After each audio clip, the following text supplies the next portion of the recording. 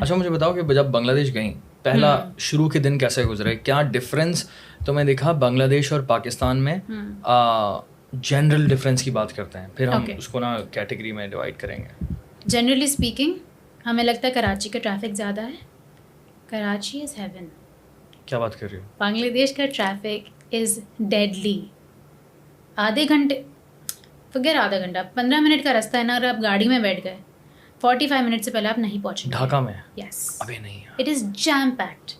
तो majority of the people they choose to take rickshaws and the rickshaws CNG वाले नहीं, CNG को CNG कहते हैं। They have those rickshaws which are really fun for me कि वो आगे बंदा साइकिल पे चला रहा होता है एंड पीछे 2 लोग बैठे हुए होते हैं, तो it's fun that way. But majority of the people opt for that because आप गाड़ी में बैठे तो आप फंस गए। बहुत मेजर ट्रैफिक है।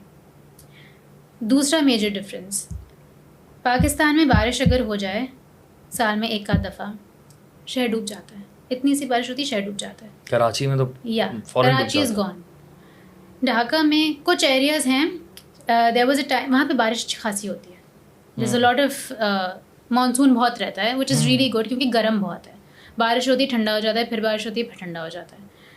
But so I live in गुलशन का एरिया, वो वहाँ का पॉश इलाका है। इकबाल, हाँ वो वहाँ का पॉश इलाका है।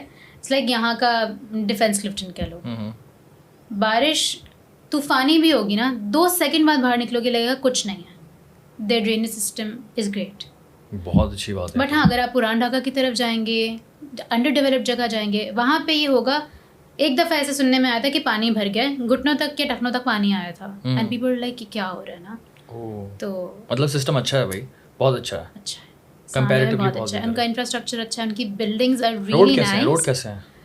हाँ रोड्स कंजस्टेड बहुत हैं, इसीलिए जो उनकी बिल्डिंग्स, पता है हमने 6-8 महीने बाद सर उठा के देखा तो यार बिल्डिंग्स तो बड़ी खूबसूरत हैं, लेकिन इतनी छोटी छोटी रोड्स हैं ना, इट्स लाइक इट्स स्मॉल। तो आप ट्रैफिक में इतना फंसे रहते हो कि you don't really get the chance to appreciate the beauty much. अच्छा। या और ये फ्लाईओवर और अंडरपास इस तरह की चीज़ें, उनका पूरा एक इंफ्रास्ट्रक्चर रिसेंटली उनका एक बड़ा ब्रिज खुला है। It's called the Padda bridge. It's written Padma but that's how it's pronounced, called the Padda bridge. तो उसने लोगों के लिए बहुत आसानी कर दी है because it connects the roads and stuff, and it's one of the biggest bridges they've got. So they are still developing, but Pakistan is way ahead, I will say. Crime? Yeah, that one thing. This I really appreciate over there. Crime rate मेरे experience में और जहाँ तक मैंने देखा है कराची के आगे बहुत कम है. It's a lot safer.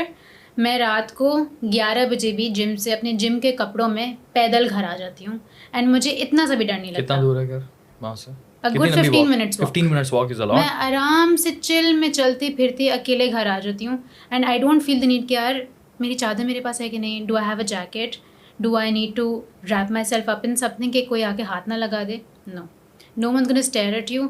मैं नकाब करके निकलूँ या मैं शॉर्ट्स पहन के निकल जाऊँ, नो वन इज डिस्कम्फर्ट नहीं फील होता because people are staring at you that way. Compare to that वो एक साल जो मुझे वो कम्फर्ट मिला है ना, जब मैं वापस आई हूँ, मेरी सुबह 6 बजे की फ़्लाइट थी, 8 बजे मैं अपने घर वालों के साथ नाश्ता करने उतरी. मैंने कहा मुझे हलवा पूरी खानी है. I got up at a restaurant and I was wearing my sweat pants, I was wearing a baggy T-shirt, but the way people were staring at me, I mean I felt embarrassed and I asked them, I was like, listen, is something wrong with my clothes because they're staring at me as if I'm not wearing clothes. What's going on? And I still feel so uncomfortable. I should not have to, feel the need to cover myself for safety. That is one big issue here. वहाँ पे मैं इस चीज़ को बड़ा appreciate करती हूँ, चाहे रिक्शे वाला हो, चाहे कोई भिखारी हो, चाहे कोई पढ़ा लिखा बंदा हो, कोई मेरे कपड़ों पे कमेंट कर भी रहा ना तो मेरे तक नहीं आ रहा और ना ही और देख ही नहीं रहा करीब से गुजरते हैं माशाल्लाह सुभान अल्लाह इस तरह की बात. Not once have I been touched inappropriately. And I say this because it's so common here. आप किसी 13 साल के बच्चे से भी पूछ लेंगे ना, ask any female that exists in the country. बहुत बड़ा डिफरेंस है ये, बहुत बड़ा डिफरेंस है क्योंकि पूरे पाकिस्तान का प्रॉब्लम है ये, पूरे पाकिस्तान का, चाहे कराची हो, लाहौर हो, इस्लामाबाद, किसी भी फीमेल से पूछ लो, ऐसी कोई नहीं है जो कि अपनी जिंदगी में कराची में पॉसिबल ही नहीं है रास्ते में चलते फिरते हाथ ना लगा हो या फिर कुछ बैड एक्सपीरियंस. पूरे पाकिस्तान का प्रॉब्लम यही है. और हम लड़कों का या बहुत सारे लोगों का प्रॉब्लम ये है कि वो इस चीज़ को एक्सेप्ट नहीं करते. बाहर तो बिल्कुल जानवर लोग घूम रहे हैं, ठीक है, वो आपकी पिक्चर भी ले रहे होते हैं, आपकी वीडियोस भी बना रहे होते हैं, आपको देख भी रहे होते हैं, आपको आप पर आवाज़ें भी कसते हैं, आपको हाथ भी लगाने की कोशिश करते हैं, आपको तंग करके रखा हुआ होता है। देन अगर आप गाड़ी चला रही हैं तो आपके पीछे अपनी गाड़ी लगा देंगे। आप अनसेफ्टी की ना यहाँ पे लिमिट ये है दानियाल कि मैं लाहौर में पढ़ती थी, 4 साल मैंने वहाँ पढ़ा है, मैं अकेली रही हूँ, अकेले मैंने ट्रैवल किया। डेवू में बहुत दफ़ा अकेले आई हूँ, बट जब मैं डेवू में आती थी आई यूज़ टू मेक श्योर कि मैं अपने सर से पैर तक ना शॉल में बॉल बन के ऐसे बेड के कोने में ना सो जाती थी, किसी को पता ही ना चले मैं लड़की हूँ। वो मैंने अपनी सेफ्टी के लिए किया, क्योंकि मुझे पता है यार यहाँ पे ये सब कोई मुझे तंग कर सकता है, मैं डरी हुई भी होती थी।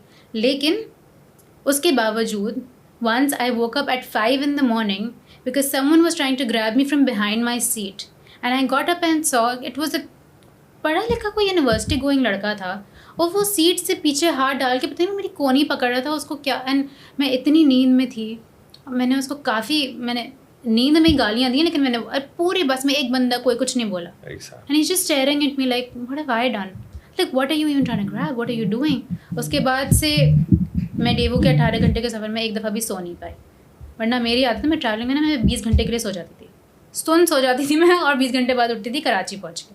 उसके बाद से I been very scared, because सुनने में शायद इतनी बड़ी बात नहीं लगती यार, क्या हुआ हाथ ही तो लगाया नहीं भाई, क्यों बड़ी बात नहीं लगती, अंदर तक काम जाता है बंदा, कभी चढ़ जाती है। You can't function in that moment. कहना आसान होता है अपनी बहनों को कि यार थप्पड़ क्यों नहीं मार दिया रिक्शे वाले को तुमने।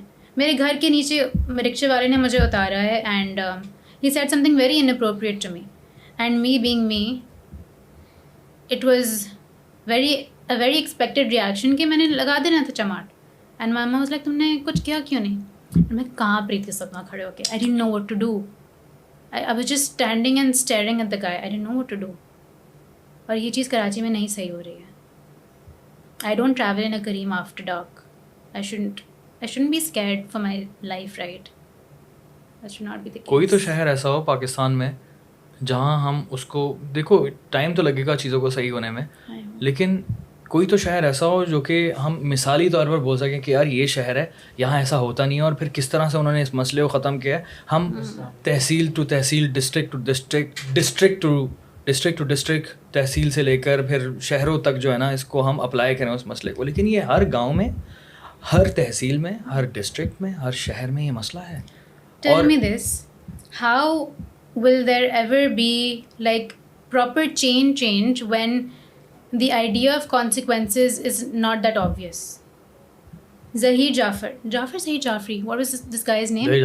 Zahir Jafar, yeah. He has been given a death sentence after how long? After a year. After a whole year. दोबारा से उसने उसके ऊपर जो है ना वो ले लिया है। What the hell? दोबारा अप्लाई करेगा वो, दोबारा You really needed a whole year to punish someone for beheading a human being?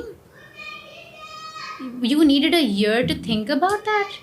माना कि उसके अम्मा अब्बा पे क्या गुजर रही होगी, बट ऑनेस्टली स्पीकिंग उसने जो किया है उसको सीधा डेथ सेंटेंस देना भी आई थिंक इज़ बहुत, अगर उस पर it's nothing. He deserves to go through at least half of what he put that poor girl through. आज वो बंदी है, कल को कोई और, कितने केसेस होते हैं, होते रहते they keep brushing it under the rug रोज। और सिर्फ हम तो बहुत बड़े केस की बात कर रहे हैं ना, जो कि लोगों को दिख गया, और उसके दिखने की बहुत सारी वजूहात थी, लेकिन यहाँ पर इस मुल्क में इस तरह के मसले रोज़ चल रहे होते हैं, और बड़े अफसोस के साथ मैं कह रहा हूँ वो चल रहे होते हैं। लेकिन अभी अगर हम सिर्फ स्ट्रीट हरासमेंट की बात करें अगर, तो ये रेशो इतना ज़्यादा है कि ये बड़ा इंटरेस्टिंग कंपैरिजन किया आपने कि ढाका के अंदर इतनी ज़्यादा चीज़ एग्जिस्ट करती नहीं। ये चीज़ वाकई में, मैं अकेली किसी भी टाइम निकल के सब्ज़ी लेने चली जाती हूँ इन माई नाइट सूट, एंड ये करने के लिए अगर मुझे ज़रूरत फील हो रही है ना अपने आप को मज़ीद कपड़े चेंज करने की, that is only for personal reasons. ये नहीं है कि यार चौकीदार क्या बोलेगा, या चौकीदार कैसे देखेगा, या फिर सब्ज़ी वाला कैसे देखेगा। सब मेरी शक्ल पर ही देख रहे होते हैं, किसी को कोई फ़र्क नहीं पड़ा मैंने पहना हुआ क्या है। मैं जो पहनती हूँ वो सिर्फ रीजंस मेरी हद तक ही होने चाहिए ना।